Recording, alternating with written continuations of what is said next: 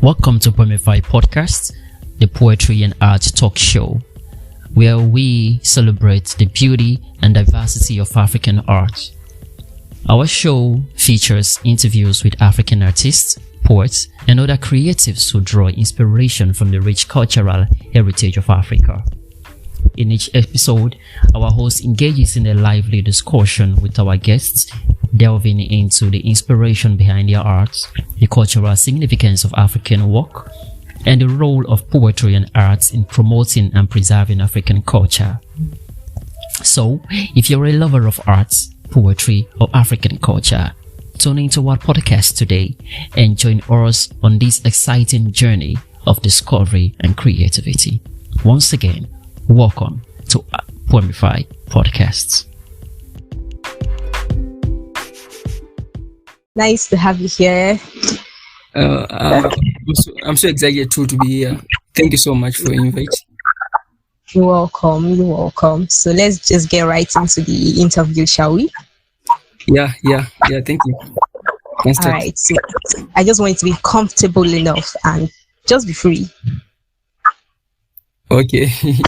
It's all right. All right, so we begin now. All right, welcome, Caleb. It's good to have you on Poemify Podcast.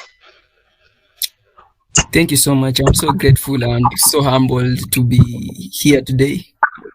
It's so good to hear. So, tell us more about yourself. Who is Caleb, if I may ask?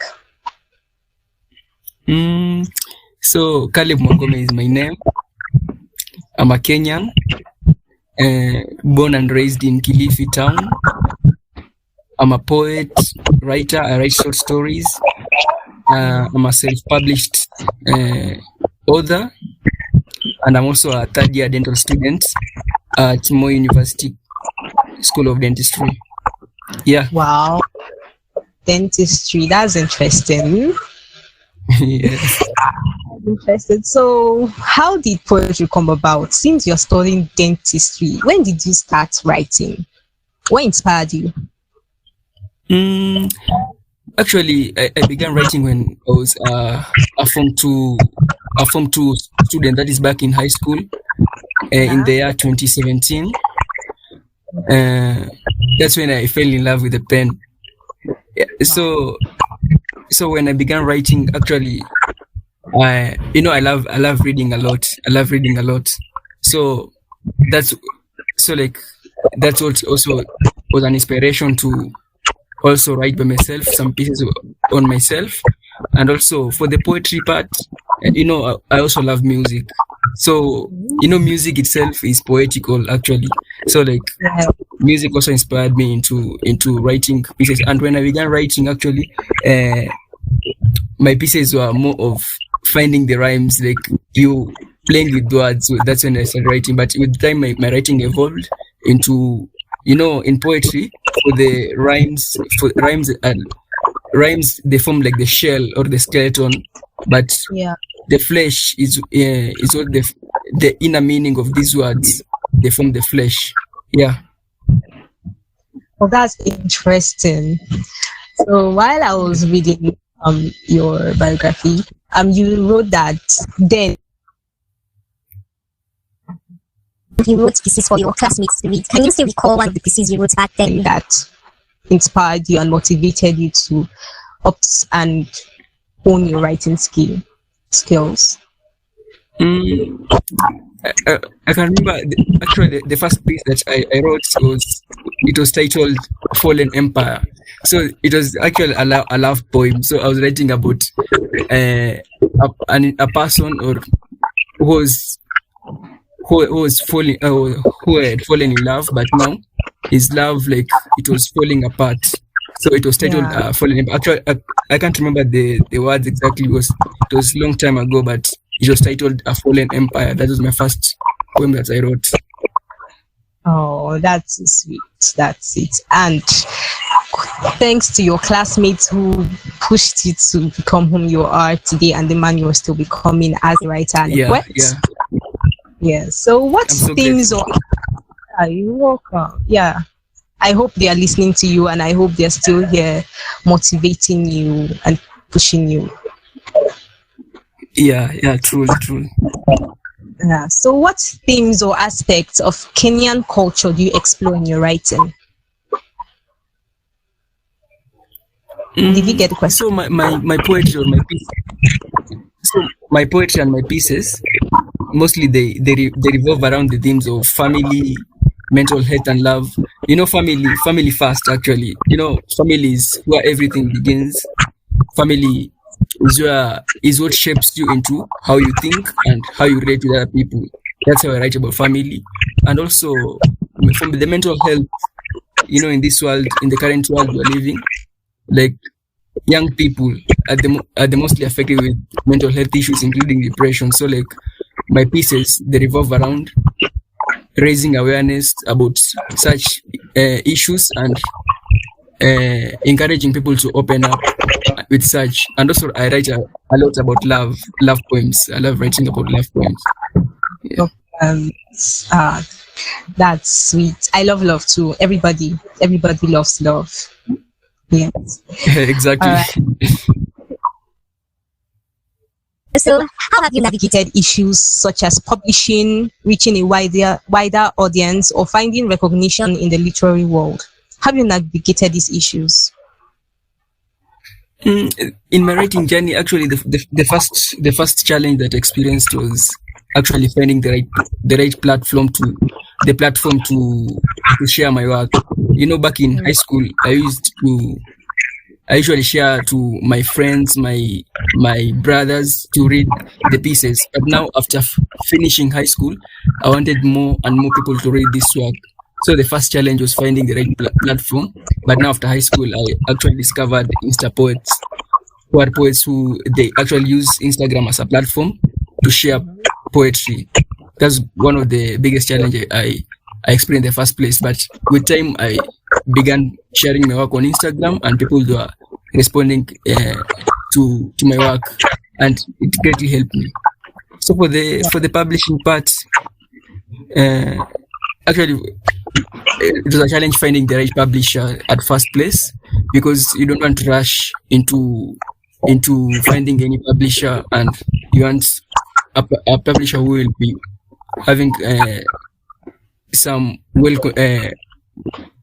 good conditions that will be favorable to you yourself. Actually, yeah. That's true. So now to your book, Circle of Perfection. Yes. What was the inspiration behind the birthing of this book?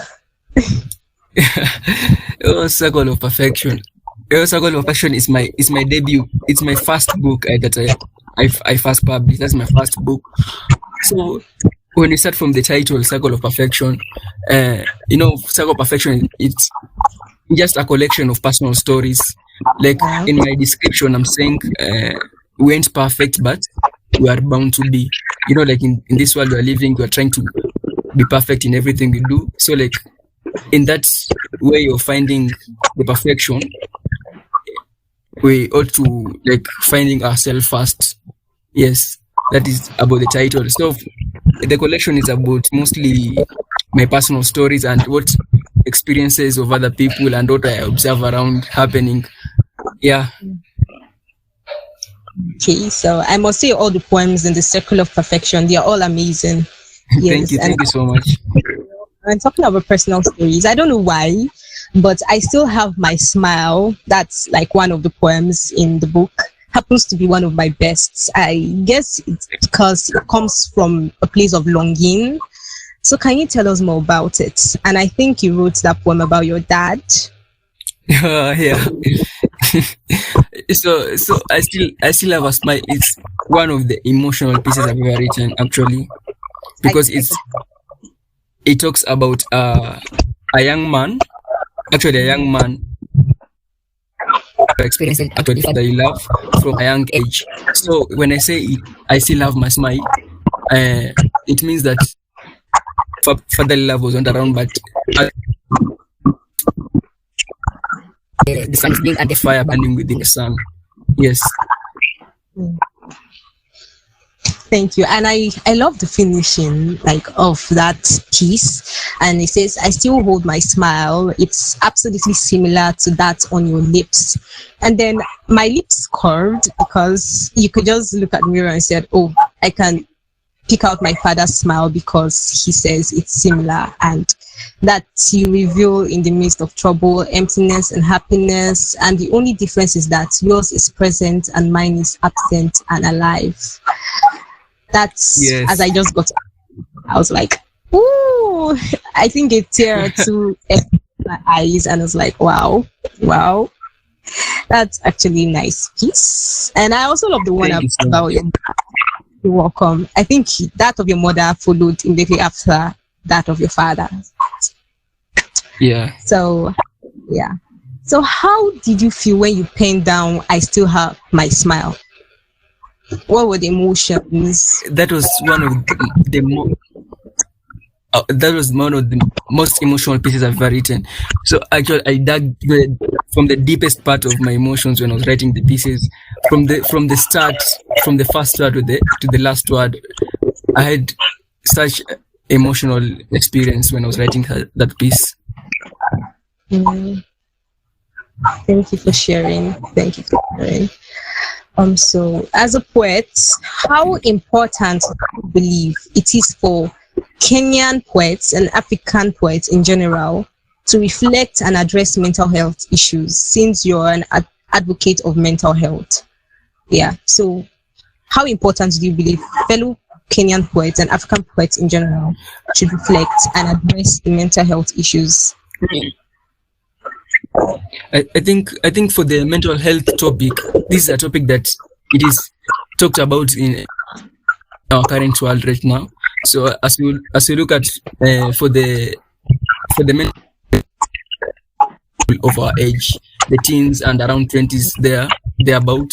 So for the mental health, I feel like Kenyan poets or African poets or poets all over the world can use this poetry or their words as a tool to raise awareness about mental health, to encourage people to open up about the mental health issues such as depression, so that you can at least help in curbing such issues such as depression and suicidal thoughts.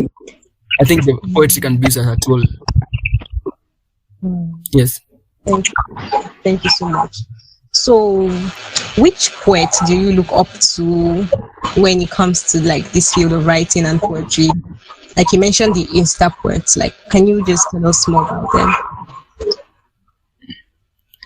You know, when I first joined Instagram, it was like a fish in a large ocean. You're trying to find yourself, like to find poets who will inspire you. So like when I first joined Instagram, that is the Insta poetry community, I found there are many young people who are sharing their work, and that actually encouraged me. But there are some poets who actually inspire me. The likes of Rupi Kau, the likes of Nikita Gill, and also the Kenyan poets. We have Mufasa poet.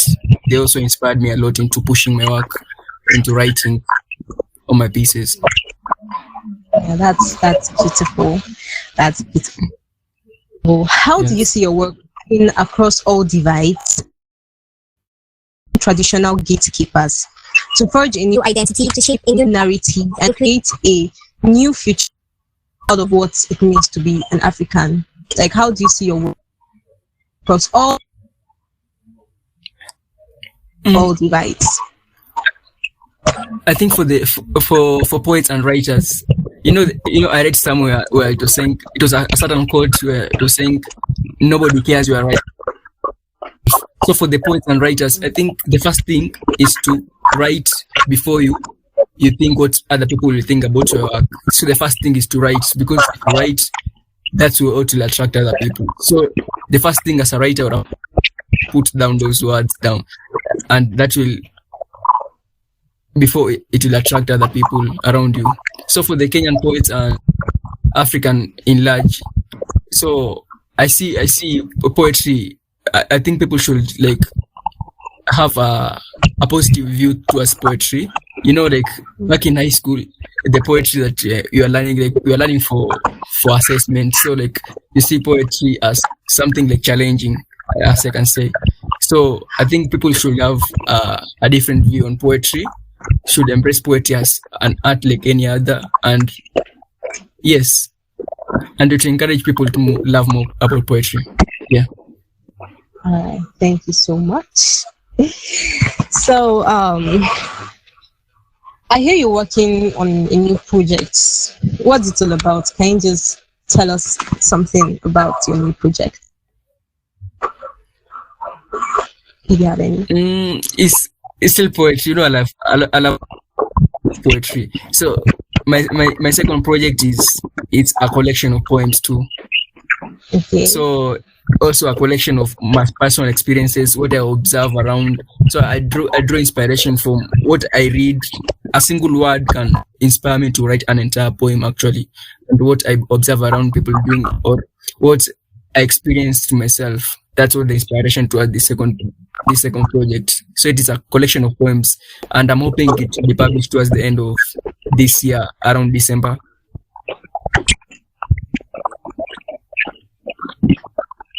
Ooh, that's nice. We anticipate that state is released. Thank you. All right. So, You're welcome. So what advice do you have for upcoming poets and writers who like they don't have an idea? what to do? What advice do you have for them? I think the most difficult part as a poet or a writer is to start. I think you must not look any other, like there's not the right moment to start. I think this is the right moment. Like you have to write. If you want to be a writer or you want to be a poet, the first thing is to put down those words, and that will be the start of navigating through this path of literature and poetry and art as an entirety. Yeah. So thank you so much. Who has been your greatest support system till date? Yeah. Who has been your greatest support system till date in the aspect of poetry, motivating you, and whom has been feeding you words of motivation? Oh, first, I want has pushed me to write poetry, like encourage me in what I do, in everything that I do, has been much of an inspiration to me, and also through God, I'm a believer also, so like God has also inspired me into pushing through this literary world, yeah, and also friends around me have also helped me a lot. Yes. Thank you so much. Caleb. I'm so happy to have you on today's episode. So I'm so grateful. Last question too. Are there other topics you'd love to explore, like in the nearest future, aside family loss and mental health? Are there other topics you'd love to explore, and aside love to? Actually, for the topics, mostly you write from inspiration. Yeah. So like what inspires you is what you write down. So and for the longest time, love and mental health or family is what I've drawn inspiration from, but I'm open to other topics, and of late I've been trying to speak these words, like trying to move my words from the page to the stage, so like trying to speak the words that I write.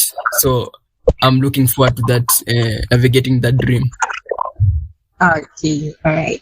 So before you go, I just love to ask, what are your hobbies aside writing and listening to music? What are your other hobbies? I love my hobbies.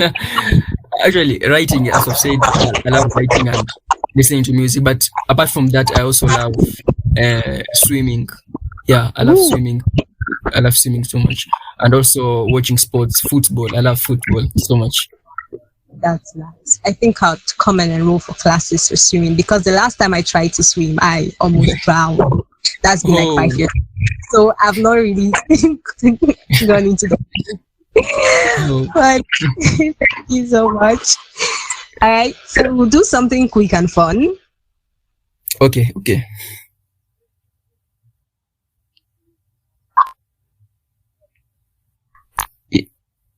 Give me an answer. Okay. Very fast. If you delay, maybe. Okay. Here. We have Date. so names of poets you'd love to meet. So let's go again. Okay. Are you ready? Yes, I'm ready. Okay. So names of poets you love to meet. Number 1. Mufasa poet. Number 2. Rupi Kaur. Number 3. Nikita Gill. Yeah, 2 points and 1 point. So it's a draw. So you owe me lessons. You owe me lessons. Thank you so much, Caleb, for today's episode. Except you want to go like one more round. Let's see if you can get it all. Oh, it's all right. I'm so grateful to be here with you. Thank you for having me. Thank you so much. God bless you. And yeah, we look forward to the release of your second book. I'd love to read it. Okay, thank you so much. Have an amazing day. Have a good day too. Thank you so much. Bye. Bye.